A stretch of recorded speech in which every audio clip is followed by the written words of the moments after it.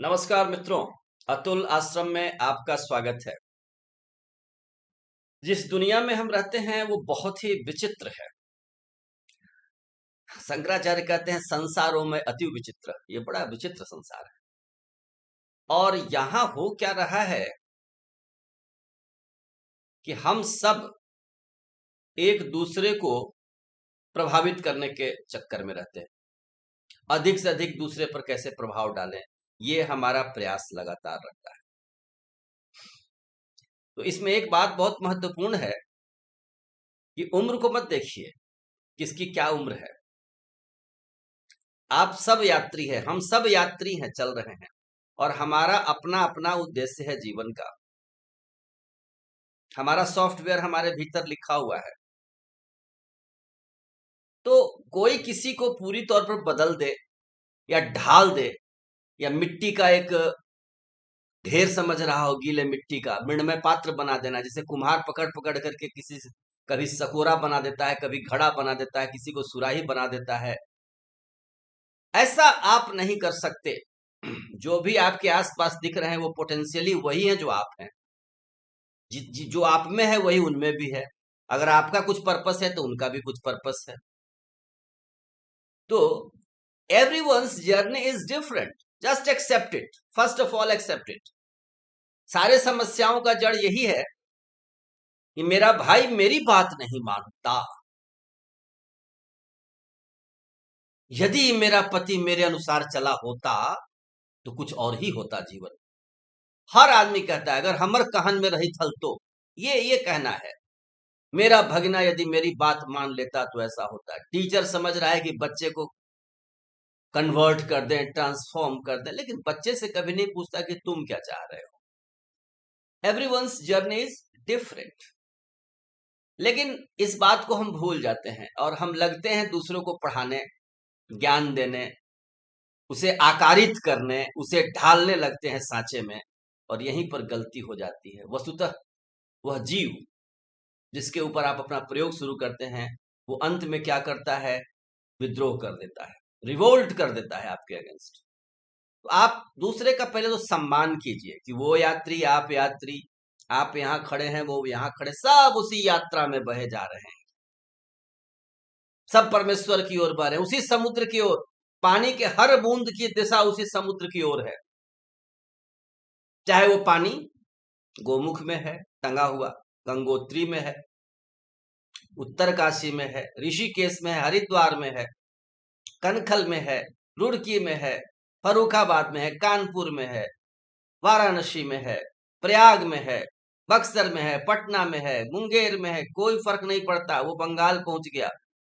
पानी की दिशा वही है। हर पानी परमेश्वर की तरफ बढ़ रहा है, बूंद। संस्कृत में एक बड़ा बढ़िया है, आकाशम पतितम तोयम सागर प्रतिगच्छति। आकाश से गिरा हुआ हर बूंद सागर की तरफ भागता है। हर व्यक्ति बढ़ रहा है लेकिन उसकी अपनी दिशा, अपनी उसकी गति है। दिशा तो खैर मान लो वो उधर जा रहा है, लेकिन उसकी अपनी गति है, अपने तरीके से वो, अपने हिसाब से वो अनुभव लेता हुआ आगे बढ़ेगा। लेकिन हम तो भरपूर असर डालते हैं किसी के ऊपर, बदल के छोड़ूंगा, ट्रांसफॉर्म कर दूंगा। और कभी कभी समाज सुधारक भी आते हैं, वो भी नहीं समझ करके पूरी तौर पर समझ समाज को एक बार बदल करके रख।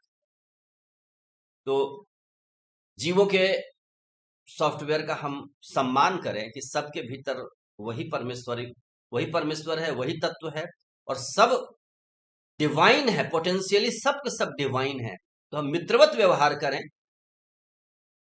उनके सॉफ्टवेयर का या उनके विचारों का सम्मान करते हुए उन्हें मदद करें। We can only assist, we can't convert, we can't transform, we can only assist in their own journey.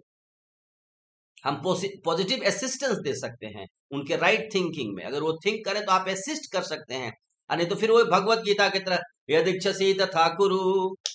हे पार्थ, मैंने तुमको सब कुछ कह दिया, अब तुम वही करो जो तुम्हें अच्छा लगता है। ये नहीं कि ये रहा तलवार और ये है तुम्हारी गर्दन।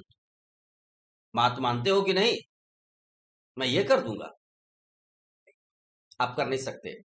तो बहुत बार ऐसा लगता है। तो एक व्यक्ति, ये बीमारी टीचर्स में भी बहुत ज्यादा है, पूरा क्लास को एक सांचे में ढाल देना है। लेकिन बच्चे ने एडमिशन तो ले लिया है, लेकिन वो उसने एडमिशन नहीं लिया है, बहुत बार उसके गार्जियन ने एडमिशन लिया है। एक गार्जियन थे, वो बच्चे को रोज पकड़ करके लाते इंस्टीट्यूट में घुसा देते, कहते मैं डॉक्टर बनाकर छोड़ूंगा। मैंने ये सब केस देखा हुआ है। फादर डॉक्टर है तो वो कहता है मैं डॉक्टर बनाकर छोड़ूंगा, बच्चा कहता है कि सर मैं फुटबॉल बहुत अच्छा खेलता है एक बच्चा, उससे जो मिलते वो फुटबॉल के लिए प्रेरित हुआ, तो उसके भीतर फुटबॉल का ऐसा जुनून था कि वो कंटेजियस था, उससे जो मिलता वो फुटबॉल के बारे में सोचने लगता, इतना प्रभावशाली उसके भीतर ये सॉफ्टवेयर था। तरह तरह से वो करतब दिखाता, और संघर्ष यही था बाप बेटे के बीच की बेटा फुटबॉल का दीवाना, अब बाप के पास एक बना बनाया हॉस्पिटल, तो उसमें चाहता था कि बच्चा डॉक्टर बने और उस हॉस्पिटल को संभाले, बच्चा का जुनून कुछ और है। तो प्रायः ऐसा होता है कि हम ऐसा ऐसी कोशिश करते हैं, भाई भाई के बीच में, पति पत्नी के बीच में, बाप बेटे के बीच में, सब चलता है कि हम बदल के उसको छोड़ दें, लेकिन ऐसा नहीं, हम एक दूसरे का सम्मान करें, भरपूर परमेश्वर का भजन करें, एक दूसरे को मदद करें, और उससे पूछें कि तुम्हारी इच्छा क्या है, ये करें। लेकिन ये संघर्ष होता ही है, ये खत्म नहीं हो सकता, क्योंकि इसकी कोई सीमा रेखा नहीं है कि कहाँ पर हम इस बात को बंद करें। अगर बच्चों को आप पूरी तौर पर छोड़ देते हैं, वो भी ठीक नहीं है। सारे लू में बच्चे खेलते थे पहले, आम के चक्कर में, गार्जियन अगर नहीं रोके तो बच्चे दिन भर, लेकिन ये संघर्ष चलता रहेगा, सदा के सदा चलता रहेगा। बस हम भीतर में ये ख्याल रखें कि जो सामने है उसे कंप्लीटली हम बदलने के चक्कर में न रहें, प्रसन्न रहें, बता दें, मानना न मानना उसके ऊपर है। सूर्य का बड़ा बढ़िया उदाहरण है। भगवान सूर्य हमारे कुटिया के बाहर, हमारे घर के बाहर हाथ जोड़कर खड़े, वो तब तक नहीं इंटर करते जब तक मैं खिड़की नहीं खोलता, दरवाजा नहीं खोलता।